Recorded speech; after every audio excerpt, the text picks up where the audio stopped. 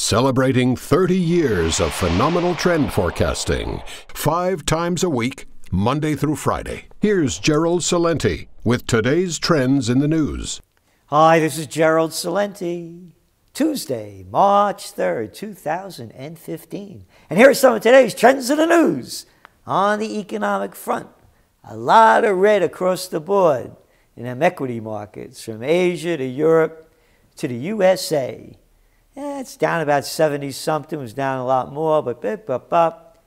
And oil's back up, but going nowhere. And gold is down. Yesterday, you got a trend alert. That's right, going for gold, not bonds. Very important. No one is writing this. I have to say, it's history before it happens. You have not seen this anywhere. As you well know, over in Germany and Austria, and Switzerland and Sweden, and Netherlands and Denmark, they have bonds that bring you back less money when they mature than what you paid for them. It makes absolutely no sense. Why would you loan somebody money with a guarantee that you're going to get paid less when they have to pay you back? So, my question is, and I do not give financial advice, you think gold's going to be worth more in 5 years when those bonds mature than gold is worth now? Your decision. So, I believe that gold, speaking only for myself, will be higher in 5 years than it is today. So no one's talking about this. This negative interest rate stuff, it's never happened before in history. But hey, it's a whole new time. They never had quantitative easing before either. Or record low interest rates. Or negative interest rates. That's even better. So people are not putting their money into banks, a lot of them, because they're not getting anything back. And they're buying bonds so they'll get less back. It makes perfect sense. Or nonsense. Global debt has grown by 57 million in 7 years following the financial crisis. And China's total debt has quadrupled from 7 trillion in 2007 to 28 trillion by mid-year last year. So, we're looking at a total global debt now of some $200 trillion. Now, negative interest rates, record low interest rates. Hey, what's going to happen when interest rates go up? And you got to pay more for the loans that you have. I like gold. Outlook for Brazil's economic health weakens. What a surprise. The GDP forecast now is for a 0.58% contraction this year. Oh yeah, they got it right down to the 0.58. Not 9, not 7. We'll see. The global economy's in slowdown. Debt keeps going up. And it's worse all around the globe. Canada. Send more troops over there to train them Ukrainians. More troops to fight those ISIS. Property and jobs suffer from oil price dip. Canadian home sales fell 3.1% in January from December as consumer confidence slipped in energy-rich Alberta and Saskatchewan, according to Canadian Real Estate Association. And here in the States, you know what's been propping them retail sales up? Auto sales. That's right. They is down. Well, not down, but they're down compared to where they used to be. Still going up a little bit. U.S. stocks retreated as auto and healthcare companies slid. Whew. That's a good reason for the markets to go down finally. And here you go. All of this cheap dough hurts pensioners. It hurts people that used to put money away in the banks. But it helps the filthy rich get filthy richer. Companies in the S&P 500 have spent more than $2 trillion on their own stocks since 2009, underpinning an equity rally in which the index has more than tripled. They're on pace to spend a sum equal to 95% of their earnings on repurchases and dividends in 2014. What left-wing organization wrote this? Oh, Bloomberg. Wow. Hey. All right. The facts are here. And more facts. Hey, you remember Victoria Nuland when we played his speech last week? You follow the IMF and that path to Europe, and the Ukrainian people will get what they deserve. Just got some more of what they deserve. Central Bank of Ukraine is raising its benchmark interest rate, you ready? To 30% from 19.5. And guess what? Inflation, 272%. Bravo, Victoria! I say you should be Secretary of State. Yeah, because that's what they do in the governments, anyone around the world. The more you screw up, the higher you get, and the more they bow down and love you. One failure after another, documented. Hey, what color was that dress that was? Hey, you know, it was all over the internet. Was it blue? Was it gold? Was it white? Yeah. And they let the slimers slide by.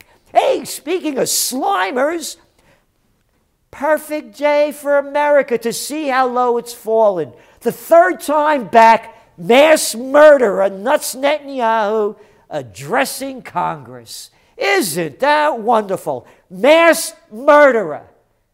Everybody applauding. Our great ally. We heard Samantha Powers shooting her mouth off at the AIPAC meeting. There'll never be a sunset on America's commitment to Israel's security. Never. Hey, you going to go there and fight? I don't want another one of my pennies going to the mass murderers in Israel. I am sick of this. Look what they've done over there. They were going to build terror tunnels, I tell you. Oh, yeah, and those 90,000 homes we bombed. Well, they were putting people there to so they could send rockets. You know, they were, what was that name of them? Human shields. Yeah, that's it. And all of the low-life prostitutes kept selling the lie. So he's here telling us what we got to do with Iran. And it gets dumber and dumber and dumber and dumber and dumber. You don't believe me? Listen to this. Even as the president threatens us with provocative acts, Prime Minister Netanyahu's support for us has been unwavering. You know who said that? House Speaker John Boehner. Yep. Quote, he understands what many of us have long known, that peace with the enemy can only be achieved through total victory. Oh, yeah. That's right. Yeah, you got all those victories, right? Hey, what victories? Here's where Boehner, a disgusting traitor to America, every one of you out there that put Israel security as our national security, or any country's security. The only security I want is security for America, and I don't buy these fairy tales. If we don't stop them over there, they're going to come over here. Yeah. Quote, this is Boehner. A wise man once said that my enemy's enemy is my friend. You, speaking to Netanyahu, sir, are my best friend in the world. Can you imagine this? These are the people that are leading the country. Yeah, dog's best friend, or man's best friend. Yeah, one or another. Disgusting. Disgusting. And it's going on all the time. And for more disgusting, our president. Hey, here's a little headline from today's toilet paper. Figures from U.S.-led coalition show heavy 2014 losses for Afghan army. The Afghan army lost more than 20,000 fighters and others last year, largely because of desertions, discharges, and death in combats, according to figures released today. Why, how can that be? Here, listen to what President Obama has to say. 1 year ago, Afghan forces assumed the lead for combat operations. Since then, they've continued to grow in size and in strength. That was only last May. Backtrack, Come on. Oh, yeah, they keep growing in size and strength, huh? Son of a gun. That's not what that says. But hey, why not say anything you want to say? It's America, and you're a politician. Just keep spewing it out. As he kept going last May, more spewing from the Rose Garden. The bottom line is, it's time to turn the page on more than a decade in which so much of our foreign policy was focused on the wars in Afghanistan and Iraq. Ah, yes, the good old days when we were focused on wars in Afghanistan and Iraq. And now it's just Iraq, and Afghanistan's going down the crapper. But hey, now we got Libya. Oh, yeah, forgot that one. Oh, and then there's Syria. Yes, as we move forward into more destruction, murder, and massacre. And speaking of murder and massacre, I had a little incident over there in Cleveland. You remember when they shot that little kid, that 12-year-old kid playing with his toy gun? Cleveland mayor apologizes for language used to blame boy for his death. The city's lawyers argued in the filing that the boy died because of his own actions and not because of the police department errors. Quote, plaintiff's descendants, in legal jargon, a reference to Tamir's injuries, losses, and damages, complained of were directly and proximately caused by the failure of plaintiff's descendant to exercise due care to avoid injury. They added that Tamir's injuries, quote, were directly and proximately caused by the acts of plaintiff's descendants, not this defendant. Meaning that the kid caused his own death by playing with his gun. This is how sick and demented it's become in the USSA. And it just keeps getting worse. And then finally, a big report out. That's old news for TrendsJournal readers, but they just changed the language. New report shows urban donut shifting. The long-standing urban-suburban divide in education, income, race, and other characteristics is being turned on its head as college-educated millennials in the move to U.S. cities, new research shows. Gee whiz, never knew that. No. Putting urban neighborhoods under a microscope, a University of Virginia researcher has concluded that the traditional urban donut pattern, a ring of thriving suburbs surrounding a decaying city center, is being replaced by a new pattern, a thriving urban core surrounded by a ring of suburbs with older housing and older residents and more poverty. Old news. And they don't go into all the details that we have been writing about now for about 4 years. They got no dough.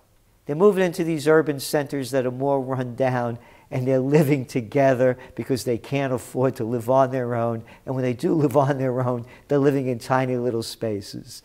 Number two, got no dough to buy cars.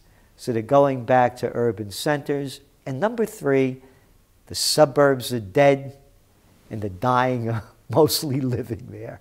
So the cats want some life because they can't find it out there.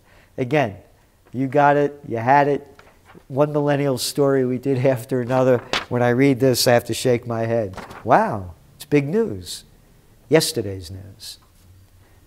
This is Gerald Celente, and that's some of today's Trends in the News.